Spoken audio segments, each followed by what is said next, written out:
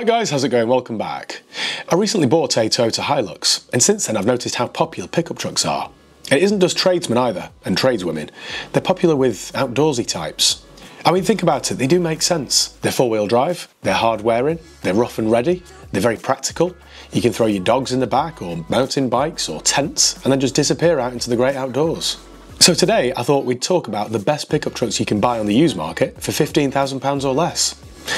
Let's go shopping.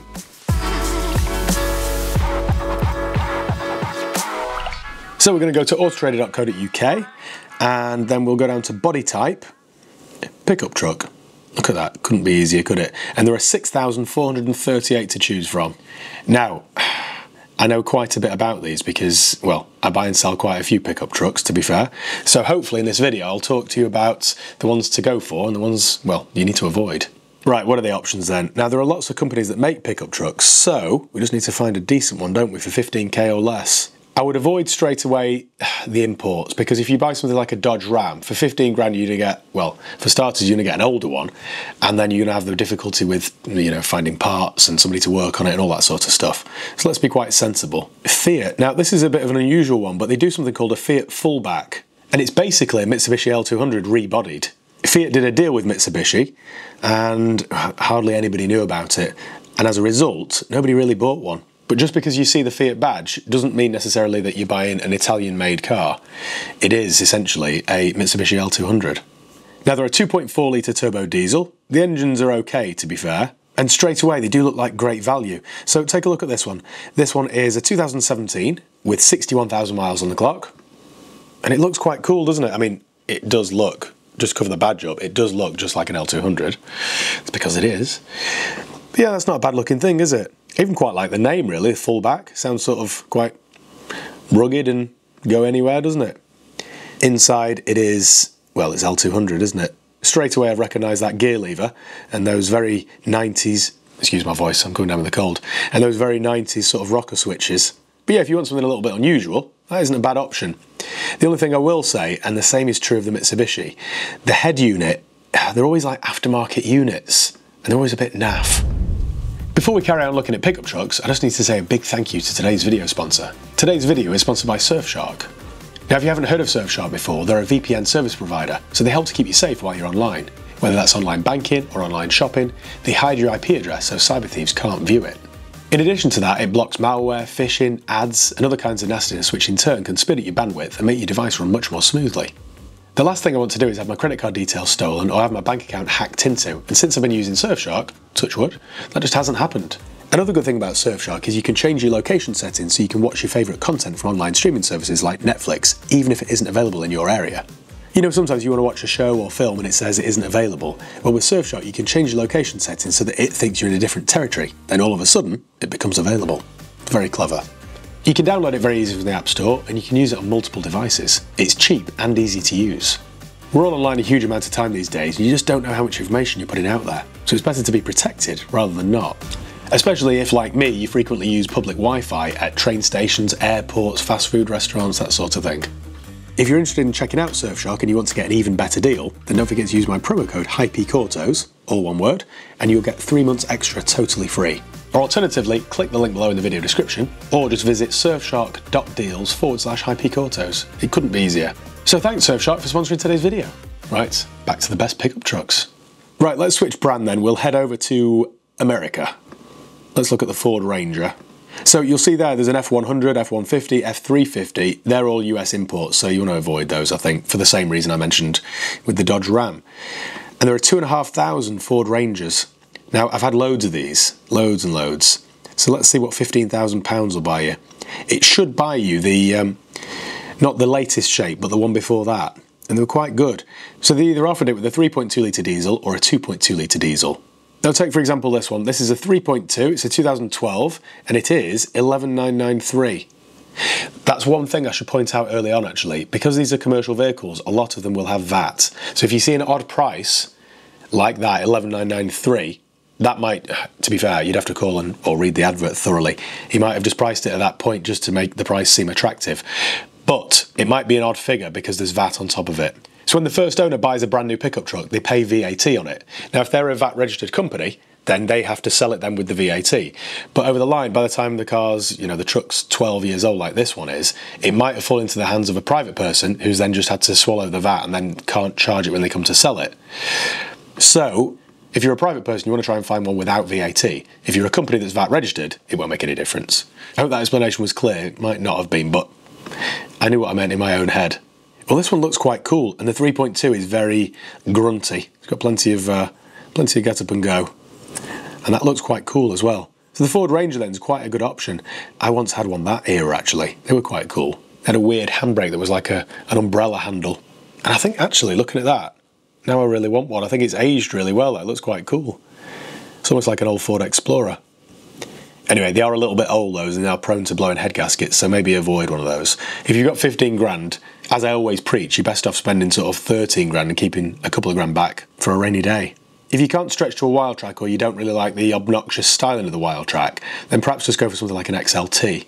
The good thing with the Ranger is I bought a couple of these once from a trade contact of mine, and one was a base model. It had nothing in it at all. It didn't even have air conditioning. It was the most basic spec you can imagine. It was white like this one, and I had it in stock for about a month and had no inquiries on it whatsoever. So I bought a load of bits from eBay to make it look sort of more chunky. So like wider wheel arches, a new grille, and it did really transform it. It only cost me a few £100. So that's an option.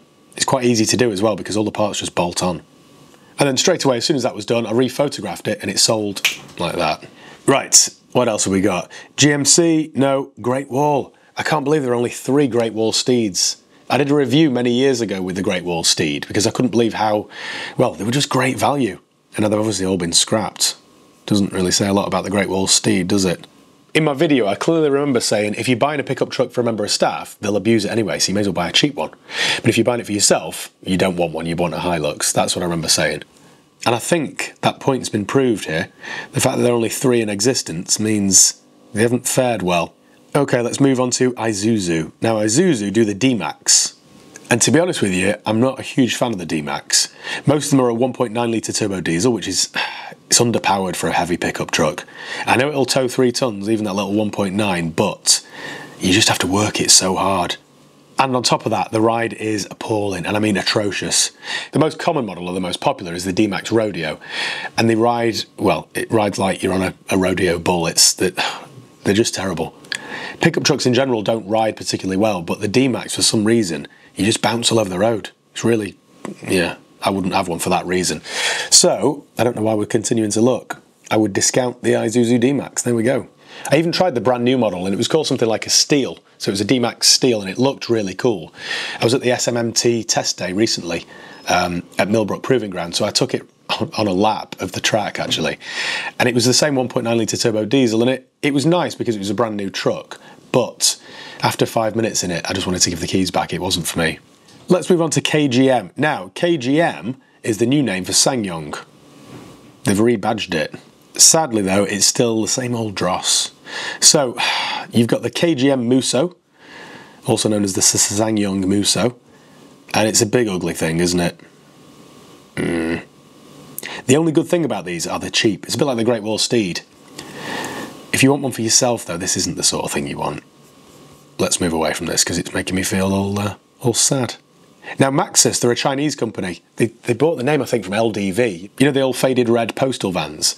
I think they bought the name from them. Anyway, they do an electric pickup truck. I just thought I'd explain that to you. I can't show you any because they're all massively over budget. Wait a couple of years, though, and the prices will have tanked. You mark my words. Mazda do a B series. Let's look at that. It's exactly the same as the old Ford Ranger. Remember the days in the 90s and early 2000s where Mazda and Ford were in cahoots? This is a product of that. So that's basically an early Ranger, and it's a Mazda BT. I don't know whether I'd recommend one or not, to be fair. It'll be all right, but they're a bit old. So if you've got 15 grand to spend, as I say, I would try and get something a little bit younger. Maybe perhaps spend 12, 13. Now, Mercedes-Benz, for a short period of time, did something called the X-Class, which was a good-looking pickup truck. They did a deal with Nissan, so it is essentially a Nissan Navara rebodied. Let me set a max price here, so there's only one. Right, there's no point really talking about this then because it's over budget, and that one's done 183. So unless you're watching this video in 6 months' time and the prices have dropped, we can discount the Benz. This is the trouble with pickup trucks. There aren't that many to choose from. Let's go to Mitsubishi then. Now, the L200 has been around for decades and decades, and I don't really rate them, to be honest. They're difficult to drive. They're big, heavy, cumbersome, clumsy. They're not that reliable. The early ones, the old 2.5 would blow head gaskets for fun. The later ones are okay. The 2.4, like I said about the Fiat Fullback, they share a later engine, and it's not bad news, that, to be honest. But they're still not the best in the class to drive. In fact, they're not the best in the class at anything. So I wouldn't, unless there's one close to where you live and you're getting a good deal, I wouldn't bother, to be honest. I wouldn't go and try and track one down. They're all right, but you've got better options. So the L200, they're quite a good-looking truck, to be honest. And if you go for something like a Barbarian or a Warrior spec, then they do have everything on it. But yeah, I just don't rate them personally, and I've had enough of them to know what I'm talking about, really. Now, we are getting more interesting, I promise. On to Nissan then. So, the Nissan Navara is quite a good pickup truck. Here's an important piece of advice. This shape, hang on a second, let me try and find one for you. This shape here, which ran up until 2015, has a problem with the chassis. It weakens over time through rust and rot, and then you end up with a bent pickup truck. Now, Nissan were doing recalls and stuff. I'm not sure if they still are, but it's something to bear in mind. They're a bit long in the tooth now as well, those. When they came out, I loved them. I loved the chunky styling, but now, well, thanks to the banana-shaped chassis, I wouldn't go near one, to be honest. On top of that, the engines aren't great. Now, the Navara to go for, and I know this because I had one and ran one for a year or so, is the later shape. So 2016 onwards, like this one, for example. Now, they use a later 2.3 litre turbo diesel. It's chain-driven. It's quite a reliable engine. You can buy it as an automatic or a manual. The automatic's quite good. Mine was auto. And if you go for something like a Tecna, they come with absolutely everything. And they're very car-like to drive for a pickup truck. I think, off the top of my head, they take something like a ton of payload in the back, and thanks to a clever suspension setup, they do handle a bit more like a car. Don't be fooled though, you still know you're in a pickup truck, but they are a bit more car-like. So the Nissan Navara is actually one of your best options. Now that one's a Tecna with everything on it, it's quite a good colour. So you've got this, unlike Mitsubishi, you've got this proper, built-in infotainment system here. I mean, it's the same as you get in a Qashqai, but it does work well. So you get things like reverse camera, sat-nav, 360 camera, all that sort of stuff. On top of that, you'll get heated seats, air conditioning, cruise control, all that sort of stuff. So it's just quite easy to live with. So that, ladies and gents, is one of the better pickup trucks you can buy. That one's 12,995, 2016, and it's only done 71,000 miles. You'd get many, many years out of that, I think. On to SsangYong. Right. We've already talked about KGM and SsangYong, haven't we? I don't really know why there are still two options. Okay, we've got two left, Toyota and Volkswagen. Now let's talk Hilux, because Hilux really is the most reliable pickup truck in the world. These trucks just don't die. Do you remember that segment they did on old Top Gear where they tried to destroy one? They dropped it in the sea, set it on fire, and they just couldn't kill it. They also hold the value very well. They're very cleverly designed. So, for example, and I like this, it's just clever engineering, things like the cam belt has been designed so you can do it in like 2 hours, not 6 hours. They've all been designed to get back on the road and working and earning money as soon as possible. And I like that. If possible, what I would recommend you go for is something like an Invincible, because then, oh wow, look at that one. They're on 1992. Why do I want that all of a sudden? No, what you want to go for really is an Invincible, because they come with everything on it. Now, this one's got cloth actually, not leather, but this is an Invincible. We sold one recently at the garage. Now, I bought it from a local main dealer, and it had only done, I think, 40,000 miles. It was a 2010, so quite an old truck, but very low mileage. And every time I would drive that, I just thought, this thing will run for another 15 years. They just don't break. The only thing you need to watch for them is rust. So if you get one, make sure you wax oil the chassis and the underside of it, or Schultz it, or just protect it, Lanagard, whatever. There are plenty of these companies that offer that kind of product online, and you can even do it yourself. So just make sure you do that. Maybe just spend a day on your driveway with a wire brush and then just Lanagard it. And I promise you, nothing else will go wrong. The only other fault that I can think of off the top of my head from this era of Hilux is a faulty fuel gauge or fuel sender unit. So don't rely on the fuel gauge if you own this series of Hilux. Make sure you look at in the middle there's a little trip computer which tells you the range. Focus on that, not the fuel gauge. What happens is the fuel gauge will show that you've got a quarter tank of fuel when it's actually as dry as a bone. But still, That is the only problem that I've ever had with a Hilux, and I've sold dozens of these over the years. I mean, take this one for example. This one's a 2013 Invincible. It's low mileage, it's only done 51,000 miles, and it's 12,995. You might think that sounds like a lot for a 10 or 11-year-old pickup truck, but it will be a faithful servant to you, and when you come to sell it, they're just dead desirable, and you won't have lost a fortune on it. Money in a Hilux is almost safer than money in the bank. Now, on to the last option then, Volkswagen. Let's look at the Amarok. Now, the Amarok's been around for a number of years now. They do it with a 2-litre turbo diesel or a 3-litre turbo diesel V6. Now, I've had both. The 2-litre turbo diesel's alright, but the 3-litre is just silky smooth. These are a bit like the Navara, actually, in that they do drive and handle a bit more like a car. You know, if you drive something, if you're not used to driving a pickup truck, if you drive something like a Ford Ranger, like I mentioned, or an L200, you'll hate it. You might think it's fun for 5 minutes, but trust me, you'll hate it. Whereas something like a Navara or a Amarok, you'll quite like. It's just like driving a big 4-wheel drive, really. So look at this one, for example. This is a 2012 2-litre bi-turbo diesel, Highline, so the spec's good. 4Motion, so it's 4-wheel drive. It's done 121, which is a little bit up there on the miles, isn't it? And it's £12,000. But it does look very tidy. And they're a cool looking truck, I think. This one's a limited edition, this one's an Amaro. If you can find one though on budget, I would recommend you go for the 3-litre. It's night and day really with the two. I'd avoid going for, in fact this is true of all the pickup trucks I've mentioned, I'd avoid going for a mega high mileage one. So, depending on your budget of course, sometimes you've got no choice, but I wouldn't go any higher than sort of 100, 110,000 miles personally. Especially if you're keeping it for a few years. You don't want to ruin your holidays while you're sat at the side of the motorway waiting for the AA man. So ladies and gents, we've run out of pickup trucks. There aren't that many out there, are there really? So let me try and whittle this down. I'll try and pick my three favourites. Although I think you'd probably figured that out already. My favourite's got to be the Toyota Hilux, just because I appreciate the engineering and I appreciate the reliability. It's that kind of car, you might call me a hypocrite now when I talk about reliability, but when your livelihood depends on a vehicle, you need reliability, don't you? So Toyota Hilux wins hands down for me. However, if you want it as a road trip car, something that you can use to go mountain biking or you know, hiking, that sort of thing, the other two really are the Nissan Navara and the Volkswagen Amarok. Hilux first, Navara second, Amarok third. They're my top three. Just in general terms then, if you want some sort of general advice, I would avoid spending less than £8,000 or £9,000 on a pickup truck, because the chances are you're going to get well, you might buy a problem, to be honest. You're better off spending between 12 and 13, keeping a couple of grand back for repairs, and that way you should get a decent one. Unless you're VAT registered, try and avoid one with VAT, because that'll save you 20% straight away. And then the rest really is no different from buying any other car. So you want to check the service history, make sure it's had its cam belt done if it's got one, gearbox serviced if it's got an automatic gearbox, make sure the tyres are good and matching, all that sort of stuff. And also something else to bear in mind, a lot of these, or especially the first owners, will have been a company or a tradesperson or a builder or something.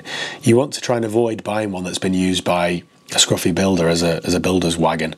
No amount of cleaning and scrubbing will ever make it nice. You want to buy one really that's been owned by the site foreman or something that's had very minimal light use. Unless of course you are buying it just to use as a tip run car or a bit of a skip, in which case it doesn't really matter. But the telltale signs are there. If it's had a hard life, it'll have a worn driver's seat bolster on the edge. It'll have a worn steering wheel, gear knob, that sort of thing. It'll be covered in dents and scratches and knocks where the previous owner just didn't care about it. So just try and look for a nice one. In other markets in the world, places that spring to mind straight away are Australia. They love a ute, as they call them there. And North America. There are many more makes and models to choose from, but in the UK we are a little bit limited. Even in mainland Europe, for example, they have more choice. They have things like the Renault Alaskan, which again is a rebodied Nissan Navara. But it does look like quite a handsome pickup truck, to be honest. In the United States, for example, whenever I'm there, you see things like the Toyota Tundra and the... what else do they do?